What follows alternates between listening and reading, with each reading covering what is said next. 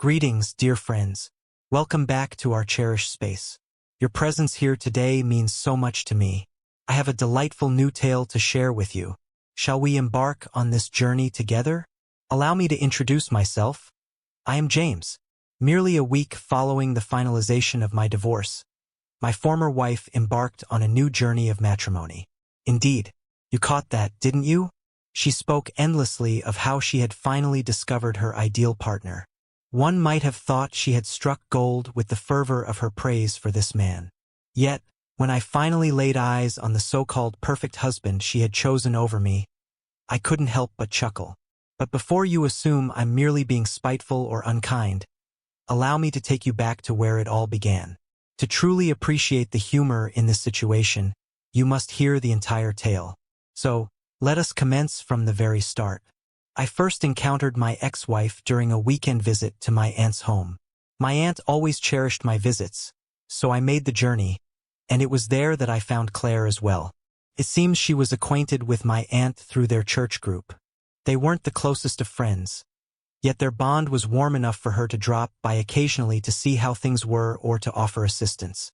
To be honest, the first time I laid eyes on Claire, she barely registered with me. Not due to any lack of beauty, for she was indeed lovely, but rather because some encounters simply fail to leave an impression. It was precisely as I recall. We exchanged a few courteous words, but that was the extent of our interaction. If you had asked me a week later to describe her, I might have struggled to recall even a single detail. Fast forward a few months, and I found myself visiting my aunt once more. Only this time, Claire was present as well, and the atmosphere had shifted. She was actively engaged, assisting my aunt with tidying up the house and preparing small meals. Our conversation that day unfolded with a delightful ease that took me by surprise. I lost track of time until she mentioned she needed to leave. My aunt, ever the inquisitive yet well-meaning soul, nudged me gently and whispered, "You better not let that one slip away." I chuckled at the moment, believing she was merely teasing. Yet, just before Claire departed, she effortlessly retrieved her phone and suggested, "Let's keep in touch." I willingly shared my number with her. After she departed, she entrusted me with hers, and my aunt playfully teased me further.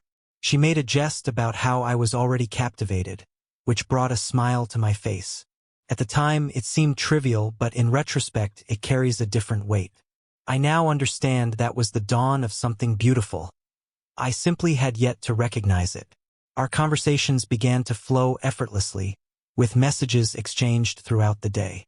Occasionally, we would find ourselves lost in each other's voices, sharing hours on the phone under the night sky. She always appeared captivated by the whimsical musings I shared. From the very beginning, I took care to ascertain her single status.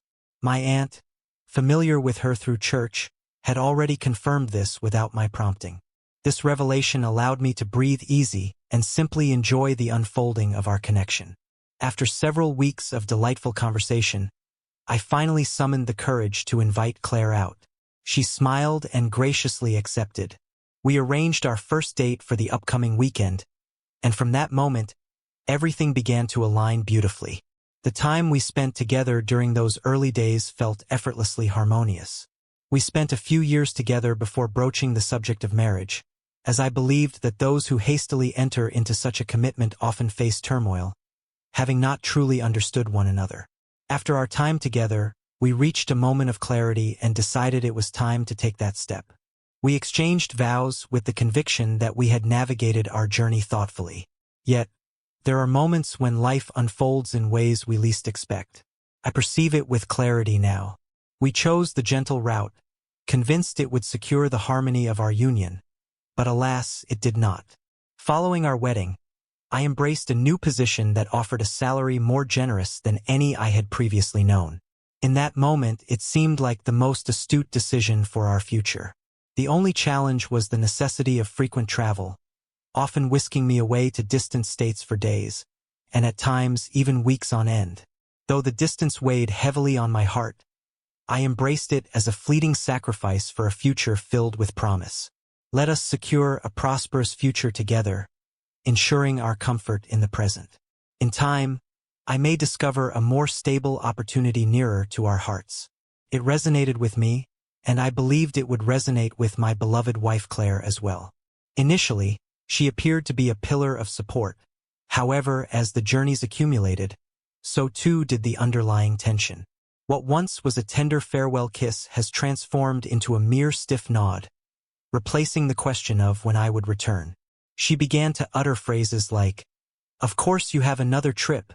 I endeavored to clarify my intentions to her repeatedly, expressing that my absence was not born from a desire to distance myself. While the financial aspect held significance, no matter how often I sought to elucidate, she remained unconvinced. To her, it seemed as though I was prioritizing my work above her presence. As I stepped through the door, weary from a long red-eye flight, she began to voice her frustrations over matters that seemed trivial. Accusations flowed from her lips, targeting me with notions I had never even contemplated. With a composed demeanor, she would inquire if I was indulging in romantic escapades during my travels, expressing that it resonated perfectly with her understanding. In her thoughts, it wasn't the toil that drained my spirit. It was the presence of another woman. Initially, I believed that if I dismissed her accusations without giving them any significance, they would eventually fade away on their own. I remained composed, gently expressing that she was mistaken and that my love for her was unwavering. Yet it did not change the course of events. It only grew more unbearable. Being at home began to resemble entering a courtroom, where I was perpetually the defendant and she, the fierce prosecutor. I found myself crafting excuses to linger outside, seeking any reason to delay my return to the emotional minefield that awaited me behind our front door. Despite the vast distance and the effort to remain untouched by the chaos, nothing remained altered. The chill that lingers between us has only grown more profound. Yet, the sorrowful truth was that my heart ached in solitude, longing for the warmth of home. I found myself searching for new opportunities, ones that would draw me nearer to the familiar embrace of my surroundings. Alas, the scant offers that came my way barely provided the means to sustain my existence. It seemed that every choice I faced led me to a crossroads of financial struggle or solitude, neither of which offered a true sense of victory. I recall returning home from one of my work trips, and as I stepped through the door, she welcomed me with a gentle smile. Initially, I believed she had grown weary of the endless battles, or perhaps she came to understand that we would flourish more if we allowed the trivial matters to fade away for a time. I came to the realization that circumstances were improving, yet it wasn't long before I observed another shift. Claire was often absent from home these days. She would mention running errands or visiting a friend's house. I hesitated to leap to conclusions, not wanting to be the man who accused his wife of infidelity simply because she had a life beyond our home. So I kept my thoughts to myself initially. Yet, deep within, that instinct began to swell, its voice growing ever more insistent. One afternoon, Claire shared with me, as she often did, that she was on her way to visit a friend. I merely nodded, captivated by the sight of her as she gracefully departed. A few hours later, I found myself in the living room when the doorbell chimed softly. Upon opening the door, I was greeted by the same friend Claire had mentioned, standing gracefully at the threshold, inquiring if Claire was at home. I found myself standing there for a moment, at a loss for words. I welcomed her inside, my mind racing with thoughts of what my next move should be. After a few moments, I reached for my phone and dialed Claire. She answered promptly, and when I inquired about her whereabouts, she replied without a moment's pause that she was at her friend's place. I glanced over at her friend, lounging on the couch directly across from me, and a tumultuous blend of anger and sadness washed over me as I posed my question to Claire. "Is your dear friend by your side?" She responded with effortless grace. Indeed, she stood before me, and in that moment, the truth of her deception hung heavy in the air. She had woven her lies with such ease, not a tremor in her voice. I chose silence, simply conveying my thoughts with a steady gaze. "Very well." She hung up, her gaze lingering on her friend, who sat there, clearly bewildered by the unfolding mystery. I resolved to remain patient until she graced me with her presence once more. An explanation was due, and this time there would be no evasion. When Claire finally returned home that evening, I was prepared. I inquired directly, seeking the truth. "Where did you find yourself today?" She wove the same tale, speaking of how she had devoted the entire afternoon to the company of her dear friend. I remained composed, refraining from raising my voice or causing a disturbance. I gently informed her that her friend had visited our home in search of her, observing the subtle change in her expression as the words left my lips. She clung to her deception, insisting that I must have been in error. I urged her to call her friend immediately to set the record straight. It was then that she hesitated, offering excuses about the awkwardness of the situation and her desire not to involve her friend in our turmoil. The moment she understood that her fabrications were unraveling, her demeanor shifted. She shifted her approach entirely, choosing not to apologize or acknowledge anything at all. She began to confront me with fervor. She expressed that I had emotionally deserted her long before she sought companionship elsewhere, claiming I consistently prioritized work over our relationship. Perhaps, she suggested, had I been a more devoted husband, she wouldn't have felt the need for another. She even leveled accusations at me, insinuating that my frequent travels hinted at my own infidelities.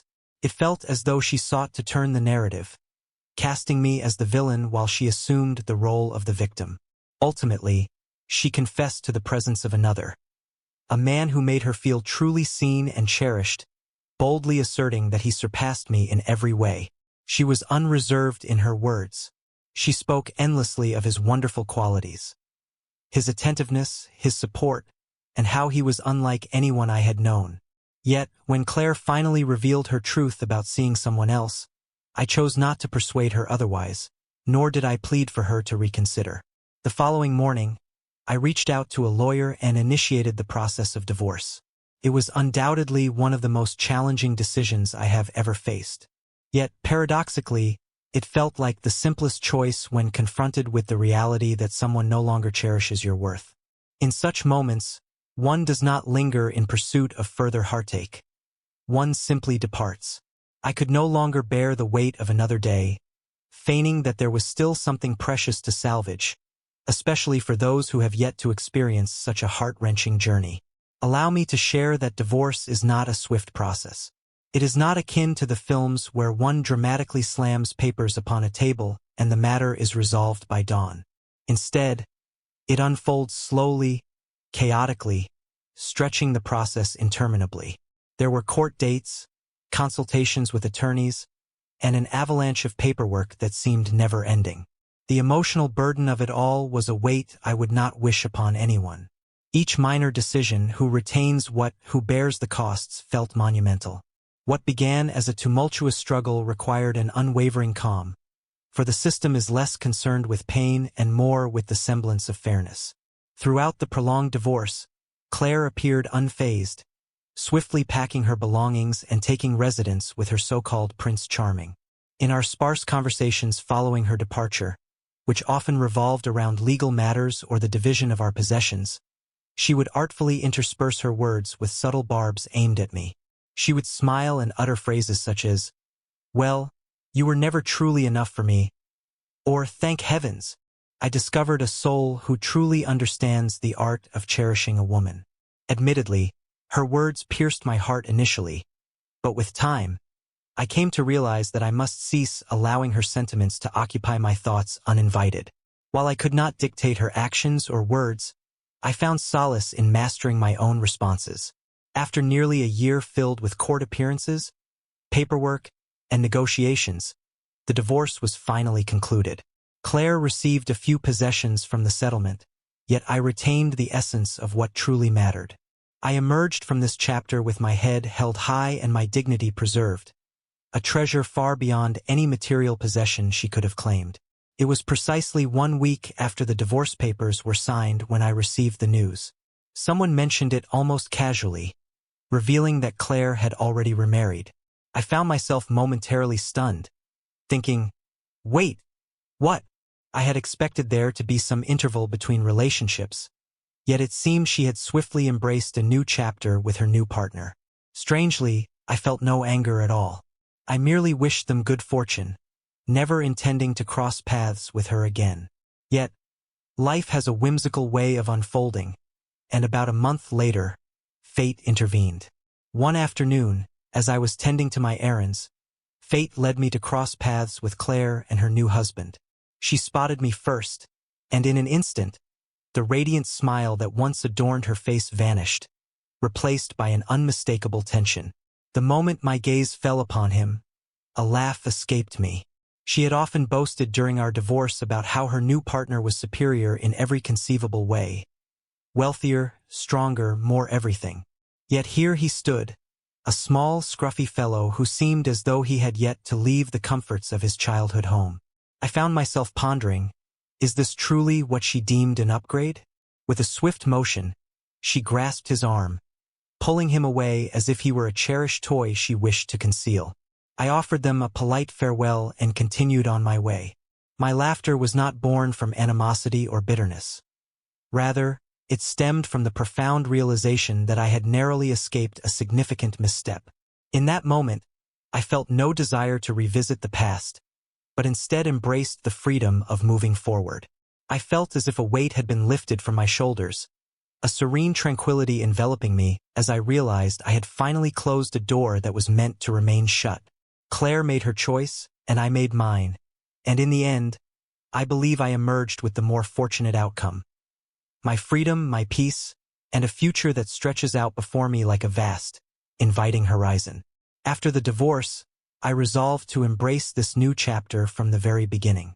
I wasn't going to jump into another relationship right away. I needed time to just be by myself to heal, to figure out what I even wanted moving forward. Funny enough, after the divorce, one of Claire's friends started being a little extra nice to me. She would check in often, send friendly texts, and make small talk whenever we bumped into each other around town. Still, I tried not to think too much about it after everything I had just been through. The last thing I wanted was to get caught up in anything complicated. I needed a break from drama, not a second helping of it. Looking back, there are a few hard truths I had to learn the painful way. The first is that no amount of patience can fix someone who is determined to misunderstand you. I spent years trying to explain myself, trying to be reasonable, trying to be understanding, but if someone has already set on seeing you as the bad guy, it doesn't matter how calmly you talk or how hard you try, they will twist your words, your actions, even your good intentions into something ugly, and that's not your fault. Another lesson is you can't lose someone who was never really with you in the first place. I used to think losing Claire meant I had failed, that I had let something valuable slip through my fingers, but the truth is she had checked out long before we signed the divorce papers. She was physically there, but emotionally, she had left the marriage a long time ago. I share all this not because I want anyone to feel sorry for me, but because maybe someone out there needs to hear it. Maybe you're stuck trying to fix something that can't be fixed, or you're blaming yourself for someone else's decision to walk away. If that's you, I hope you'll take it from me. Serenity surpasses the art of pretense, while liberation transcends the imposition of that which brings pain. Well, that is my tale. I would be delighted to hear your reflections in the comments below. Have you ever experienced something akin to this? What insights did you gain from it? Shall we discuss it together?